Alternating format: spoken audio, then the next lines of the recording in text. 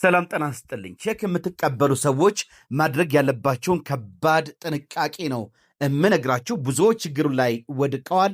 የህግ ምክር እንዳያመልጣችሁ ራሳችሁን ጠብቁ። አብራችሁ የምትቆየው ጠበቃና የህግ አማካሪ ዩሱፍ አከበረኝ ነኝ። እንግዲህ አሁን አንዳንድ ሰዎች የሆነ ነገር ሊገዟችሁና ያን የገዟችሁን ዕቃ ሊቀበሏችሁና ሊወስዱ ሲያስቡ በምትኩ ክፍያውን በቼክ እንፈጽምላችሁ ይሉና ቼክ እንጻፍላችሁ ይሏችኋል። እንግዲህ ብዙ ነጋዴ እንደዚሁም ደግሞ በማንኛውም ዕቃ መሸጥ ላይ ሊሆን ይችላል፣ አገልግሎት በማቅረብ ላይ ሊሆን ይችላል።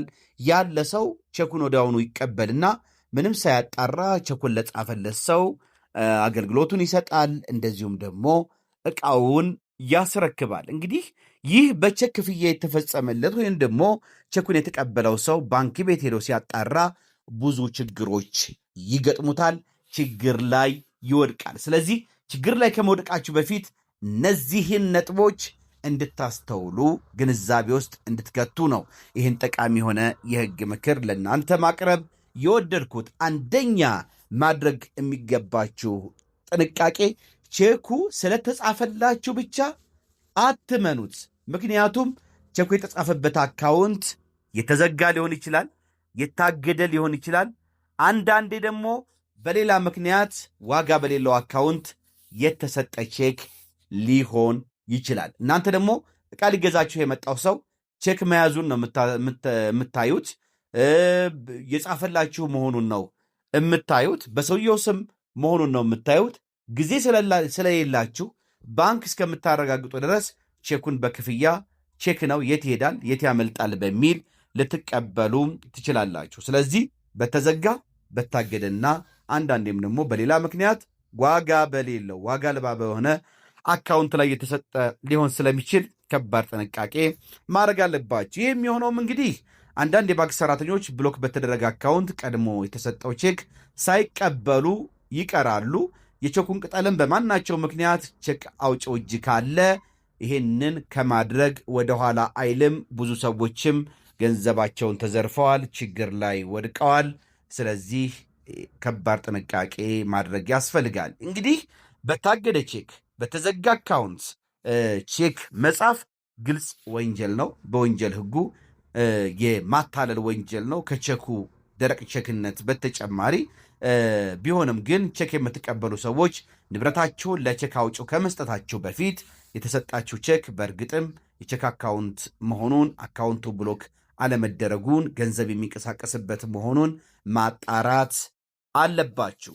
ከዚህ በፊት እንግዲህ የንግድ ግንኙነት ካላችሁ ሰው ጋር፣ ደንበኛችሁ ከሆነ ሰው ጋር የንግድ አድራሻውን፣ መኖሪያ ቤቱን፣ ማንነቱን የምታውቁት ሰው ከሆነ እንደ ማንኛውም ሰው በሰው እንግዲህ መቼም ግብይት ሳያደርግ አይኖርም፣ ሁሌም እንደተጠራጠረ አይኖርም። ግብይት መኖር ስላለበት ተገቢውን ጥንቃቄ አድርጋችሁ የንግድ ልውውጣችሁ ልታደርጉ ትችላላችሁ። ነገር ግን ዋንስ ታይም ወይም አንድ የሚመጣ ደንበኛ ወይም ደግሞ ዕቃ የገዛችሁ ሰው ቼክ ልጻፍላችሁ ስላላችሁ ብቻ ቼኩን ተቀብላችሁ ዕቃችሁን ብትሰጡ ወይም አገልግሎታችሁን ብታቀርቡ ለዛ ሰው ችግር ላይ ትወድቃላችሁ።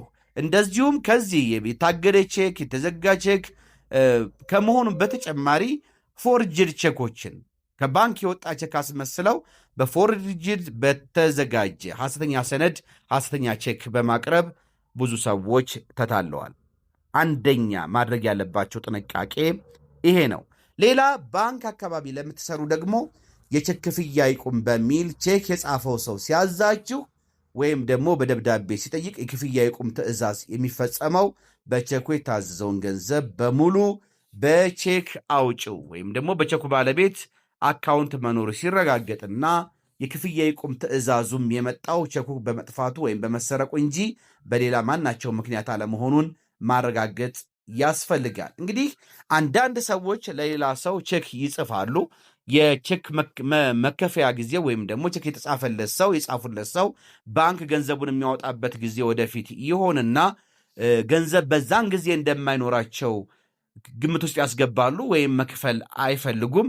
ምን ያደርጋሉ? ቼኩ ተሰረቀብኝ፣ ስለተሰረቀብኝ ስለዚህ ክፍያው ይቆምልኝ ብለው ለባንክ ቀድመው በኋላ ላለመጠየቅ በማሰብ ያመለክታሉ። ይሄ ግን የህግ አግባብነትም የለውም። እንዲህ የሚያደርጉ ሰዎችም ከመጠየቅ ወደኋላ አይሉም።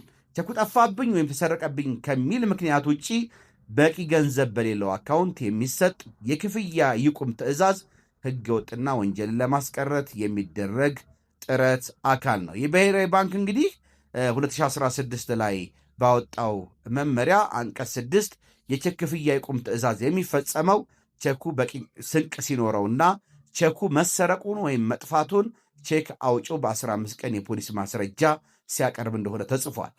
አካውንት ውስጥ በቂ ስንቅ ሳይኖረው ቼኩ ክፍያ ይቆምልኝ፣ ቼክ ጠፍቶብኛል በሚል ማምለጥ አይቻልም። አካውንቱ ባዶ ሆኖ በቂ ገንዘብ ሳይኖረው አይቻልም።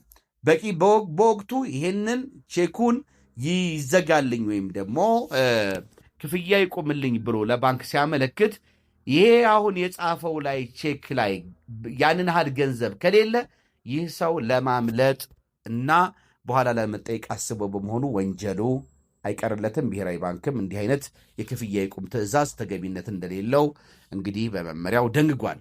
ስራስ እስከ 15 ቀን የሚለው በቼኩ የታዘዘው ገንዘብ በሙሉ ብሎክ ተደርጎ ይቀመጣል ማለት ነው።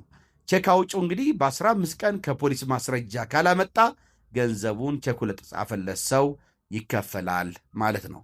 ሌላው ሶስተኛው ብዙ ሰዎች የወንጀል ተጠያቂነትን ለማስቀረት ቅድም እንዳልኳችሁ ከፊል ገንዘቡን በካሽ ሰጥቼዋለሁ፣ በሞባይል ባንኪንግ ከፍየዋለሁ በማለት በቂ ስንቅ የሌለው ቼክን ክፍያ እንዳይፈጸም ያዛሉ ለባንኮች ደንበኛ ለሆኑበት ባንክ። ይህ ግን ተጠያቂነታቸውን ለማስቀረት የሚደረግ ጥረት በመሆኑ በሕግ ዘንድ አግባብ አይደለም። ስለሆነም የባንክ ሰራተኞች እንግዲህ በቂ ስንቅ የለውም በሚል ማስረጃ መስጠት አለባችሁ። ይህንንም ማድረግ ደግሞ ሕጋዊ ግዴታችሁ ነው። ብዙ ጊዜ የባንክ ደንበኛቸው ባንኮች ደንበኛቸው የሆነና ቼክ የተጻፈለት ሰው ቼኩን ሊያስመታ ሲሄድ ቼኩን ላለመምታት በጣም ያንገራግራሉ፣ አልፎ ተርፎም ያንገላታሉ። እነሱ ያ ቼክ እዛ አካውንት ከፍቶ ቼክ እነሱ ጋር የተጠቃሚውም ሰው ይሁን ቼክ ተጽፎለትም የወሰደው ሰው ይሁን እኩል ለነሱ ደንበኞቻቸው ናቸው እነሱ ጋር እስከተገለገሉ ድረስ። ስለዚህ የብዙ ጊዜ ደንበኛችን ነው፣ ብዙ ገንዘብ እኛ ጋር ተቀማጭ የሚያደርግ ነው። ስለዚህ በማለት ውለታ የዋሉለት ስለሚመስላቸው በተለይም የባንክ ስራ አስኪያጆች እሱ ጋር በመደወል ቼክ ይዞ የመጣውን ሰው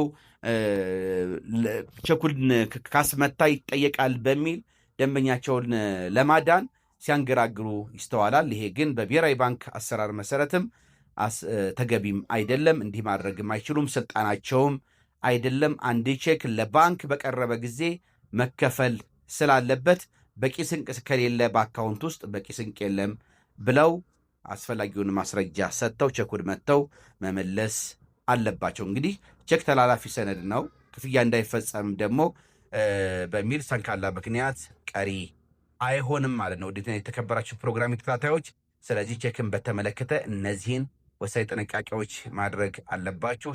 ቼክ ከመቀበላችሁ በፊት ቼክን በተመለከተ ብዙ ቪዲዮዎችን በዚህ የጠበቃ ዩሱፍ የዩቲዩብ ቻናል ላይ ለቅቅ ያለው ከዚህ በፊት በምን ያህል ጊዜ ነው የቼክ ክስ ማቅረብ የምትችሉት፣ ክስ ሳታቀርቡ የጊዜው የክስ ማቅረቢያ ጊዜ ቢያልፍባችሁ ምን አይነት መፍትሄ አላችሁ፣ ቼክን ለዋስትና መስጠት ይቻላሉ የሚሉና ሌሎች ብዙ የህግ ምክሮችን ለእናንተ አቅርቤያለሁ ከዚህ በፊት። እነሱ እንድትመለከቱ ጋብዛለሁ።